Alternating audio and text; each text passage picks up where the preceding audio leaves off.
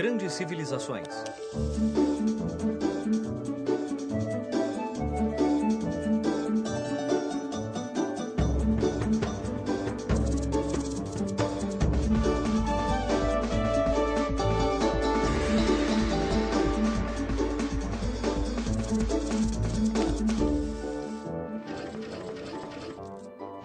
O Islã, primeira parte.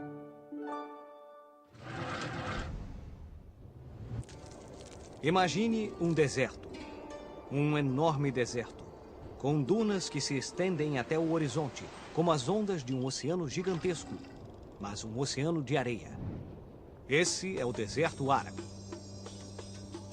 Mas não é de areia em todos os lugares. Aqui e ali você pode encontrar algumas fontes naturais de água chamadas oásis. E as primeiras tribos árabes que se estabeleceram em torno deles. Espalhados por todo o deserto e muito longe uns dos outros, esses povos, que eram pastores e comerciantes, muitas vezes não se davam muito bem. Não discuta. Esse é o Nada meu disso, camelo, esse é meu. meu camelo. Não, é meu. Não, é o meu. Esse é meu. É o meu. Eles lutavam uns contra os outros o tempo todo. Até que um dia, uma força incrível invisível chegou. Uma força que apareceu entre as areias do deserto, como a água fresca de uma nascente. Essa força era a fé. Uma fé enorme, capaz de mover montanhas. Essa fé estava em uma nova religião chamada Islã. Ela uniu os povos da Arábia por um objetivo comum. E um novo império foi criado.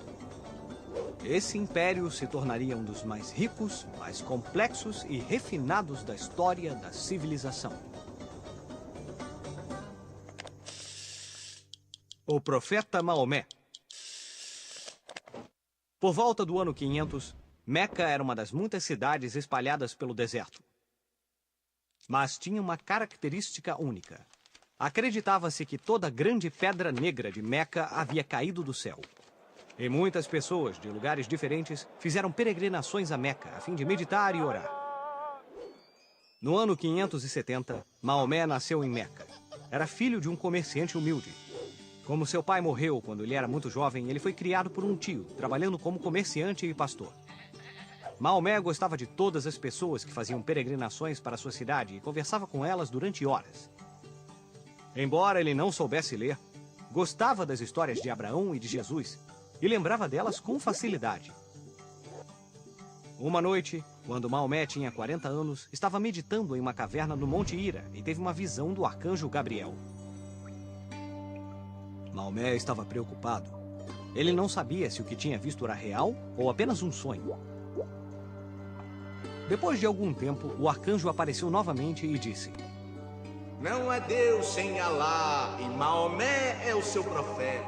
O arcanjo então passou a ele 6.232 versos sagrados e deu-lhe a responsabilidade de difundi-los e garantir que estas novas leis fossem seguidas em todo o mundo. Ao fazer isso, Maomé iria salvar a humanidade do inferno. Foi assim que se tornou o profeta de Alá, o único Deus e Criador de todas as coisas. E foi assim, como os judeus e os cristãos, que os árabes também começaram a acreditar em um único Deus. Maomé ensinou a grandeza de Deus e rejeitou a adoração de ídolos de pedra. Muitos começaram a seguir seus ensinamentos. Enquanto crescia o número de pessoas que vinham visitá-lo, menos pessoas faziam oferendas ao famoso santuário da Pedra Negra. E os líderes locais não gostaram nada disso. Maomé e seus seguidores foram ameaçados e perseguidos. E no ano 622, Maomé teve de fugir para a cidade de Medina, onde se escondeu por muitos anos.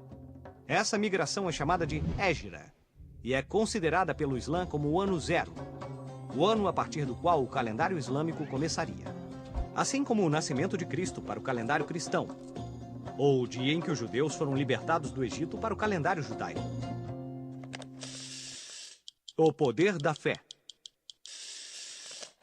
Islã significa submissão à vontade de Deus. E todos aqueles que começaram a seguir os ensinamentos de Maomé foram chamados de muçulmanos, que significa crentes. O Islã é baseado no Alcorão, livro sagrado que contém os ensinamentos que o arcanjo Gabriel ditou a Maomé. O comando principal que Maomé deu aos seus seguidores foi de espalhar a fé por todos os cantos da terra. Os muçulmanos também acreditavam na vida após a morte, um paraíso para onde os verdadeiros seguidores da fé iriam depois que morressem. Lá, encontrariam cachoeiras de leite e mel, e poderiam ter tudo o que conseguissem desejar. Mais leite, por favor. Cara, gostei! Esse lugar devia ser o máximo. A fé que pregava Maomé tornou-se tão forte como o ferro. Depois de viver durante 7 anos em Medina, o profeta conseguiu recrutar milhares de seguidores para formar um exército poderoso. No ano 630, Maomé atacou Meca, derrotou os velhos sacerdotes que o haviam expulsado e assumiu o controle da cidade. Depois da conquista de Meca, a cidade onde ficava a casa de Maomé tornou-se o centro sagrado para os seguidores do Islã, e ainda é assim até hoje. Após a morte do profeta Maomé no ano 632, a religião islâmica serviria como a força motriz para unir todas as cidades e vilas na Península Arábica. Os muçulmanos, em seguida, partiram para conquistar um território enorme, formando um império que, em menos de uma centena de anos, ia da Espanha até a Índia. Bazares e mesquitas. A mesquita era o principal centro religioso da cidade. Eram grandes edifícios com torres muito altas.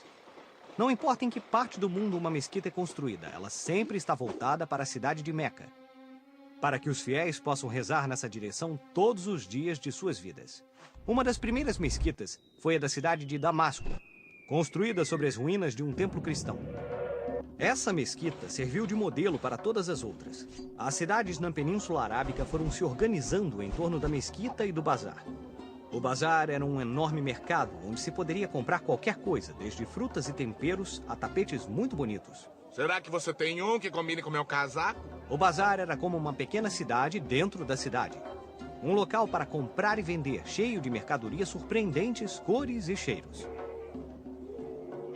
Mas não era apenas para comprar e vender.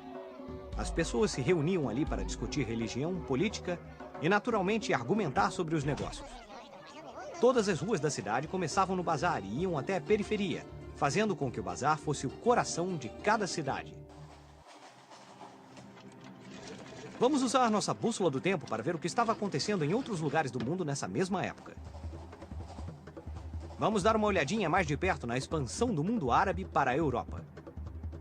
Os exércitos muçulmanos saíam da Península Arábica e iam conquistando terras na África e na Península Ibérica. De lá, eles estavam prestes a conquistar toda a Europa. Os exércitos árabes pareciam invencíveis. A determinação e os soldados bem disciplinados derrotavam todos os povos contra quem lutavam. Mas em 732, houve uma batalha crucial que parou seu avanço na Europa Ocidental. E esta foi a Batalha de Poitiers. Os árabes lutaram contra o exército dos francos durante 6 dias inteiros, sem interrupção. Então, no 7º dia, a situação mudou. O exército muçulmano tinha tropas de cavalaria poderosas, vestidas com armaduras, enquanto as tropas dos francos eram, em sua maioria, soldados de infantaria com espadas, lanças e escudos. Apesar dessa desvantagem, os francos tinham um grande comandante, Carlos. Carlos conseguiu colocar alguns membros do seu exército atrás das tropas árabes e finalmente as derrotou. Devido a isso, ganhou o apelido de Carlos Martel, que significa martelo. O neto de Carlos Martel foi nomeado Carlos Magno. Carlos Magno estabeleceu uma aliança estratégica com o Papa que governava o Vaticano e o nomeou protetor da Igreja de Roma. Armado com esse título e com sua fé cristã, Carlos Magno partiu para uma série de conquistas. Criou um vasto império que regia toda a Europa Ocidental, com total apoio do Vaticano. No próximo episódio, O Islã, segunda parte, As 1001 Noites são uma enorme coleção de contos fantásticos do mundo árabe. São encantadores contos de princesas se apaixonando por intrépidos aventureiros. Gênios que são capazes de realizar desejos, tapetes voadores, piratas lendários, fortunas estranhas e conquistas magníficas. São histórias dentro de histórias, dentro de histórias, interligadas entre si como um grande conto, enorme, infinito. Histórias que se passam em uma grande quantidade de países influenciados pelos muçulmanos na época. Arábia, Pérsia, Egito, Índia, até mesmo a China. O quê? Histórias dentro de histórias? Contos sem fim? Mas como é que pode uma coisa dessas?